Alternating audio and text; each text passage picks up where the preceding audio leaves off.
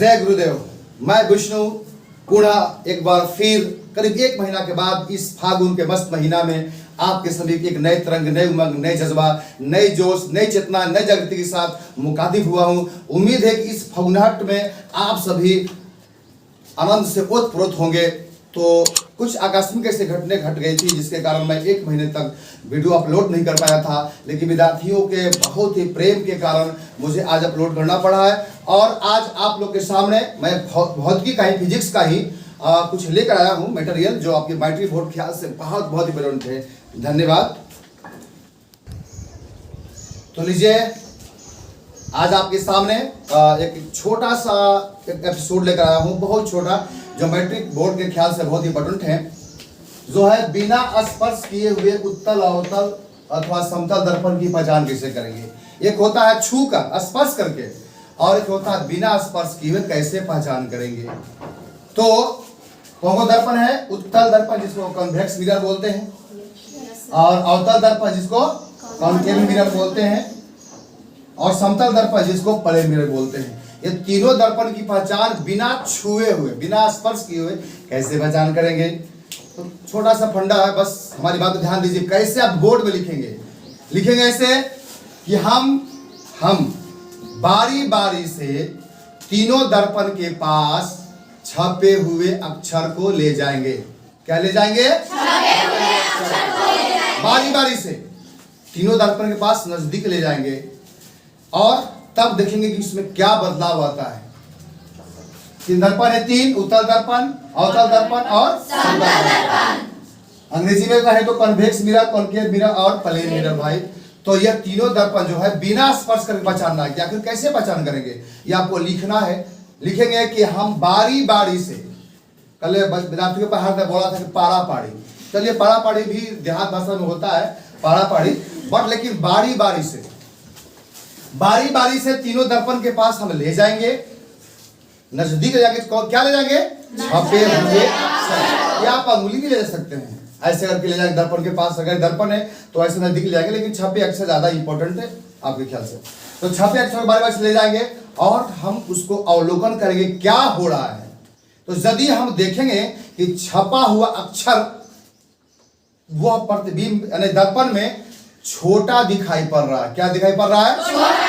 जैसे मान लिया जाए कि क लिखा हुआ यहाँ पे क, और उसमें इतनी को क दिखाई पड़ रहा है, छोटा दिखाई पड़ रहा है। क इतना बड़ा है आपका छपा अक्षर, लेकिन दर्पण में दिखा रहे क, तो समझ जाएंगे कि वह उत्तल दर्पण है। क्लियर? Yes sir. ऐसे देखिए ना, उत्तल 3 अक्षर का, 1 2 3, ये सब 4 अक्षर, छोटा यही ना है। Yes sir. उत्तल जो वर्ड है 3 अक्षर का, ये सब 4 अक्षर का है, तो छोटा बनेगा। इसको ट्रिक याद रखिए। तो उत्तल दर्पण कैसे, क्या समझेंगे? फिर से मैं बोल रहा हूं, again I am repeating it, so please pay attention, कि हम बारी बारी से तीनों दर्पण के पास छपे हुए अक्षर को ले जाएंगे, और हम गौर करेंगे यदि छपा हुआ अक्षर, जो छपा का अक्षर है वह उसका प्रतिबिंब छोटा दिखाई पड़ रहा है, तो कौन दर्पण होगा? उत्तल दर्पण होगा। क्लियर? Yes sir. अब है यदि छपे हुए अक्षर से, अब इसको हम मान ले छपा हुआ अक्षर ये है, और दर्पण के हम पास ले जा रहे हैं। यदि छपा हुआ अक्षर से बड़ा दिखाई पड़े, क्या दिखाई पड़े? बड़ा। जैसे ये हमको मिटा दें, अगर सपोर्ट दैट हम ये क लिखें और उस पर ऐसे दिखाई पड़ रहा है, बड़ा दिखाई पड़ रहा है, तो हम समझ जाएंगे कि वह कौन दर्पण है? अवतल दर्पण है।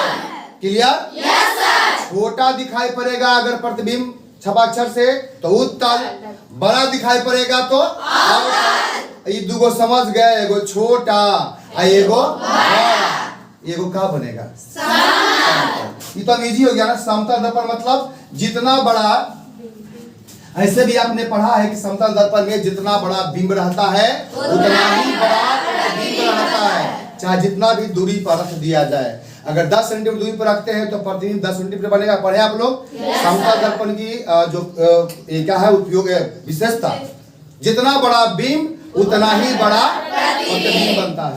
तो समतल दर्पण अगर जितना बड़ा अक्षर है उतना ही बड़ा अगर अक्षर दिखाई पड़ रहा है, तो हम समझ जाएंगे कि वह समतल दर्पण है ना। इजी? Yes sir. फिर से बार देख लीजिए, एक बार फिर रिपीट कर देते हैं कि कैसे लिखेंगे। परीक्षा में आएगा, आते रहते हैं हमेशा बोर्ड परीक्षा में।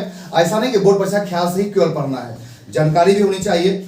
आपके घर में जो आईना रहा होता है वो कैसा होता है? समतल होता है ना। उसमें बहुत विशेषता आप लोग अगले एपिसोड में हम बताएंगे आपको। फिर देख लीजिए कि बिना स्पर्श किए, बिना टचिंग, विदाउट टचिंग आपको कैसे रिकॉग्नाइज करना है, पहचानना है। बिना स्पर्श किए उत्तल, अवतल अथवा समतल दर्पण की पहचान कैसे करेंगे? तो कैसे करेंगे भाई? छपे हुए अक्षर को या कोई भी वस्तु को या अंगुली को, कुछ भी, लेकिन छपे अक्षर इंपॉर्टेंट है। छपे हुए अक्षर को बारी बारी से हम कहाँ ले जाएंगे? दर्पण के पास ले जाएंगे, नजदीक ले जाएंगे। यदि छपा हुआ अक्षर बड़ा दिखाई पड़े तो क्या होगा?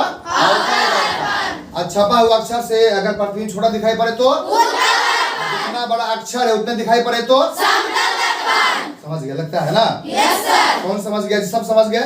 yes, अच्छा, अच्छी बात है। तो मैं किसी से पूछूं बुलाकर यहाँ? पूछूं? yes.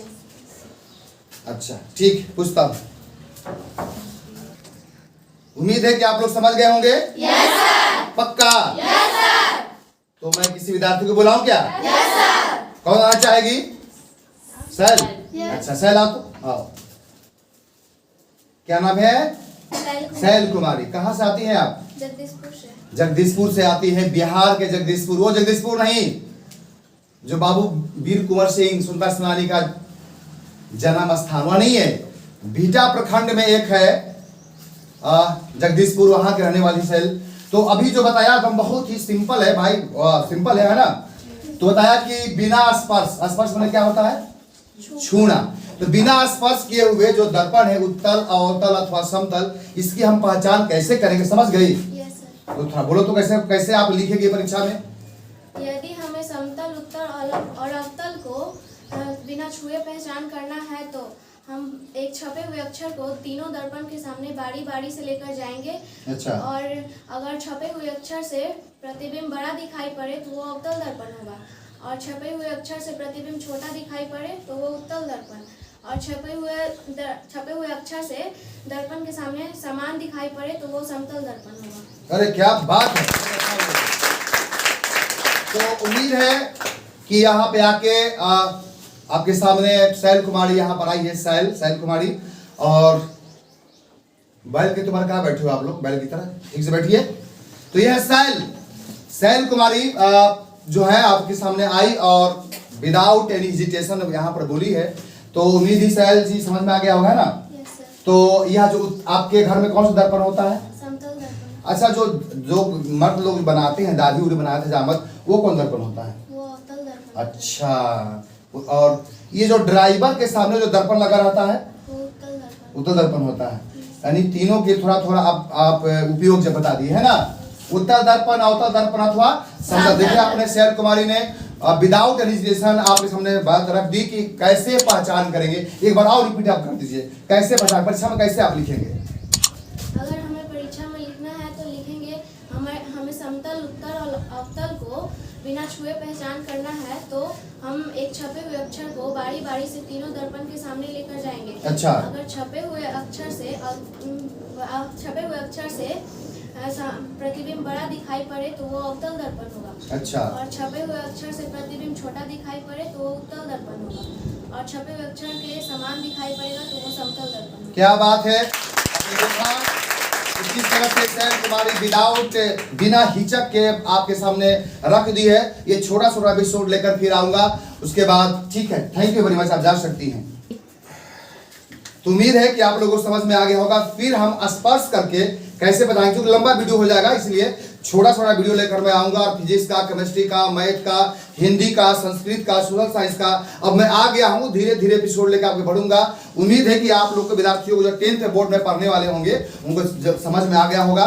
और इसी के साथ मैं अपनी वाणी को यही विराम देता हूं, और तब तक के लिए आप लोग इसको मनन।